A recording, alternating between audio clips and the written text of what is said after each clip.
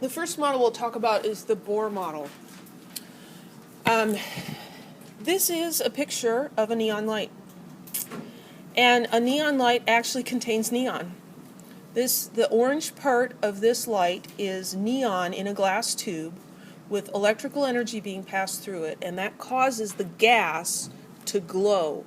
And neon energy glows in this orange color. We can do this with other elements as well. So this is a mercury lamp. So it's a tube that contains mercury in the gas state, and then when we pass electricity through it, it gives off this blue color, blue light. Here is a hydrogen lamp, and the hydrogen lamp gives off a pink color.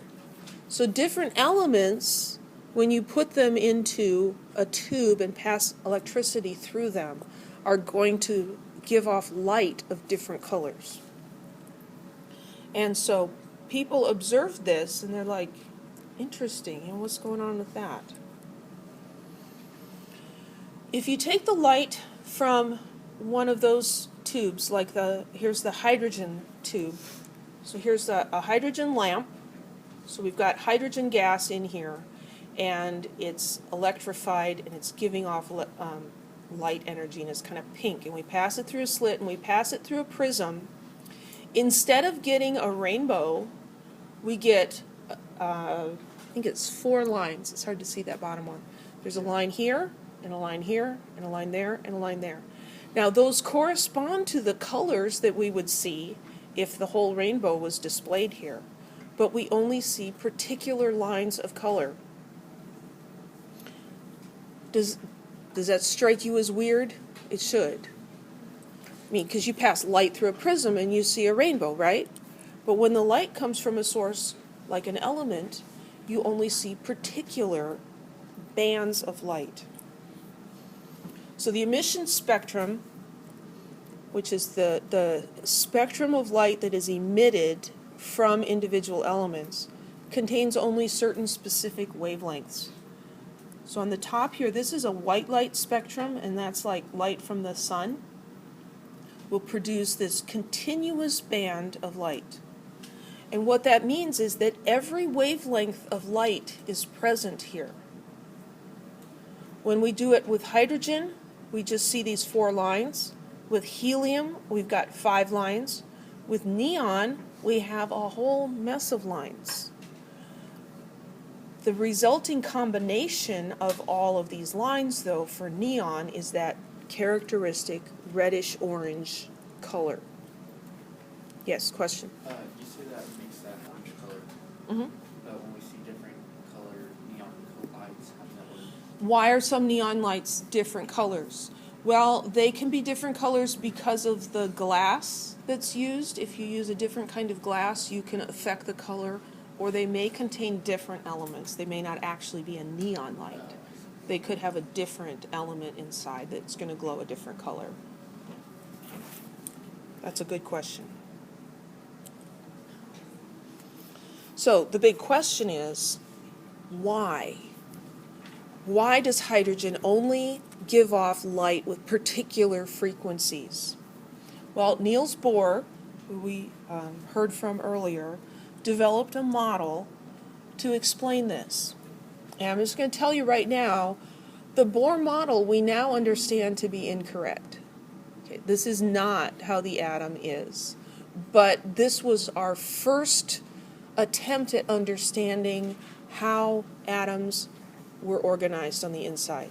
And it is still very useful because it's easy to think about, and it helps us to understand the quantum mechanical model that we'll talk about in a minute.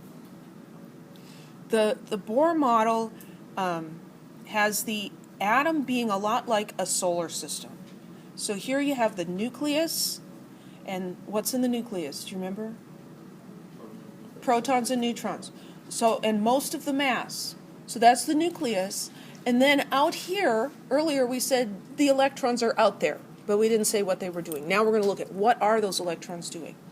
Well, Niels Bohr's model has the electrons going in orbits, just a lot like the planets are orbiting the sun. And so here you've got one orbit, and here's another orbit, and he just numbered them, 1, 2, 3, 4, 5, different orbits. So the electrons are traveling here.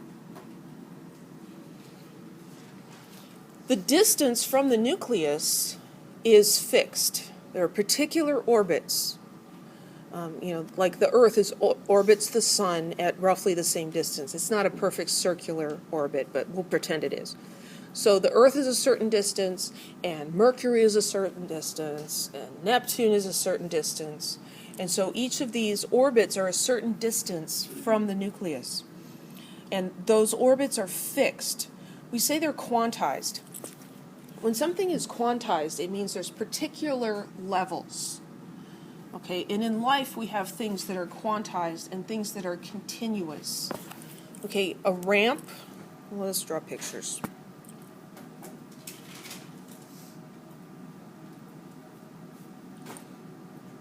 That wasn't a picture. So a ramp as opposed to a set of stairs. On the ramp, you can be at any level above the ground, right? You could be anywhere on this ramp. The ramp is continuous. The stairs are quantized. You can be on the first step, you can be on the second step, you can be on the third step. You cannot stand in between steps, right? There's nothing to stand on. There are discrete levels. Our monetary system is quantized.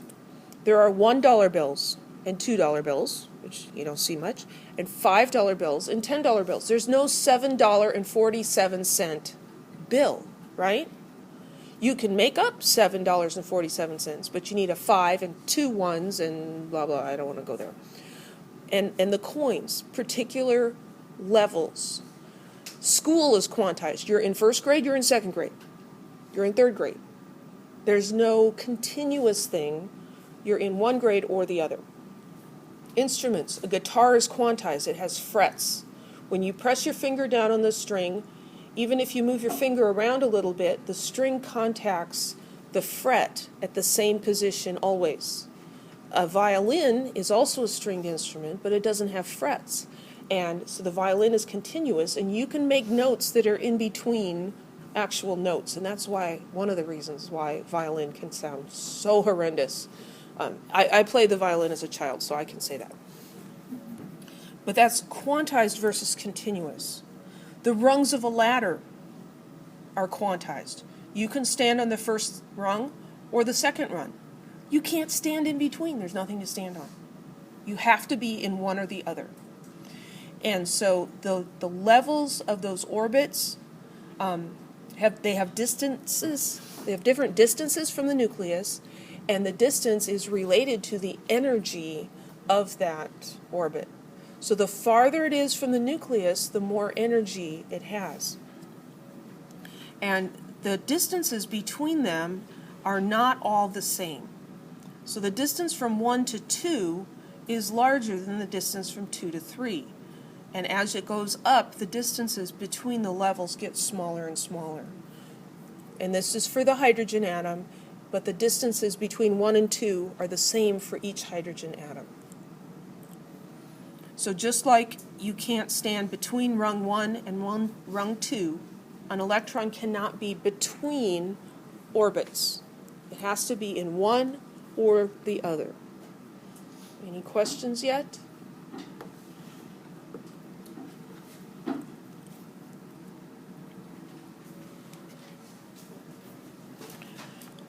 So here's our picture of the Bohr model. Here's the nucleus.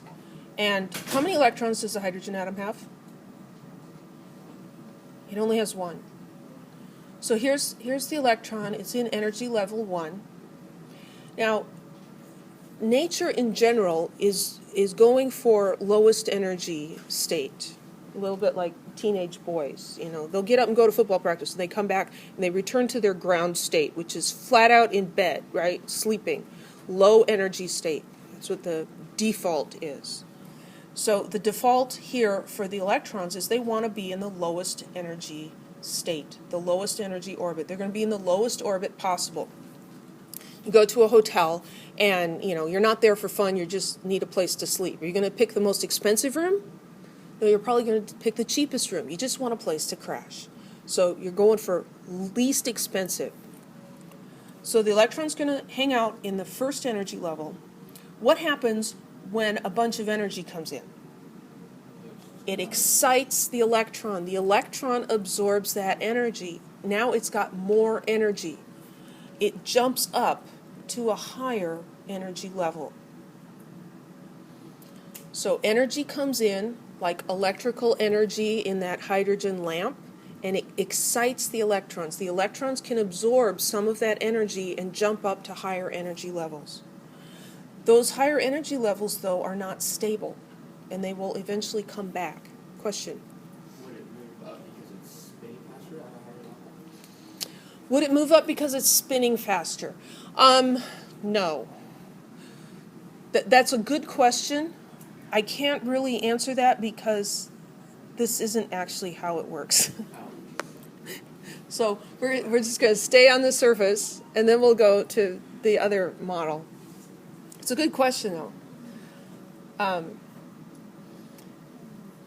If you're at all familiar with physics or the idea of something orbiting a planet, there are different energy levels of orbit. And so depending on how fast you're moving, you can orbit and oppose the gravity at different levels. And so it's kind of related to that. So it goes up here, but it's not stable. Just like my boys getting up and doing stuff. It doesn't last for very long. And eventually they relax and they go to a lower state. Now, it can jump back, it can jump up to any of these levels, and then it can relax back just to the next one down, or it can relax all the way down. But when it does relax, it had absorbed energy to get up there. Energy is conserved. That energy is going to come back out. And what happens is it comes back out as light. And the reason that we only see particular frequencies of light, the frequency is related to the energy, remember? Because there are particular levels that the electrons can jump between. So the electron, as it's relaxing, it can go from level 3 to level 2, and that's one wavelength of light. It could go from 3 to 1, that's another level. It could go from 4 to 3, from 4 to 2, from 4 to 1. And the energy of that light, the wavelength of that light, if it is within the visible spectrum, then we see it. When we pass that light through a prism, it separates it into the wavelengths, and we see that there are only particular wavelengths of light that are given off. This bit of light that's emitted is called a photon. So a photon is emitted each time one electron falls from a high energy level to a lower energy level. And eventually it will go back to the ground state. So that's a quantum of light or a photon of light. Now what's interesting, have you heard the expression quantum leap? There was an old TV show where the guy did this, he'd be in one place and then he would be somewhere else without being in between, and that's a quantum leap. And what's really crazy is these electrons, they go from this level to that level without traveling in between. They're never found in between. So are they moving faster than the speed of light? It ends up making a lot more sense when you get to the quantum mechanical model, although it's still kind of sketchy. Because, even Erwin Schrödinger, who was the one who came up with it, said, I don't like it. I wish I'd never had anything to do with it.